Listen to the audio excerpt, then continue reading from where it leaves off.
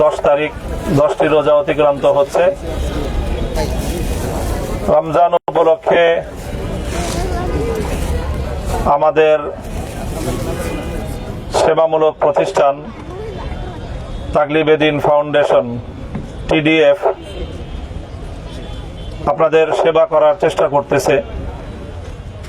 আমরা সবাই আলহামদুলিল্লাহ রমজানের রোজার পবিত্রতা রক্ষা করি, রোজা রাখি। রোজা রাখার কারণে আমাদের অন্য সময়ের মতো আমরা পরিপূর্ণ পরিশ্রম করতে পারি না। রোজা রেখে কাজ করতে কষ্ট হয়, এই জন্য অন্য সময়ের তুলনায় আমরা কিছুটা বিশ্রাম করি, কাজ কম করি। তো কাজ কম করলে আমাদের আয় রোজগারেও একটু কমতি হয়। তো সেই বিষয়টা যেন আমাদের কিছুটা ঘাটতি পূরণ হয়, আমরা আমাদের সাধ্য এবং সামর্থ্যের আলোকে আমাদের ভাই বোনদের পাশে দাঁড়ানোর জন্য আমাদের এই TDF কাজ করে যাচ্ছে। আজকে আপনাদের মাঝে আমরা কিছু ইফতার সামগ্রী বিতরণ করব। এগুলো আপনাদের জন্য আমাদের কোনো দান অনুদান না, এগুলো আপনাদের জন্য আমাদের পক্ষ থেকে হাদিয়া, গিফট, উপহার। আমরা যেরকম একটা এলাকায় বসবাস করলে এক বাসা থেকে আরেক বাসার মানুষ আমরা উপহার দেই, আমরা উপঢৌকন দেই, ঠিক ওই রকমই আপনাদের কাছে আজকে কিছু ইফতারির উপহার আমরা পৌঁছে দেওয়ার জন্য এই আয়োজনটা করেছি। আপনারা এখানে কষ্ট করে এসেছেন।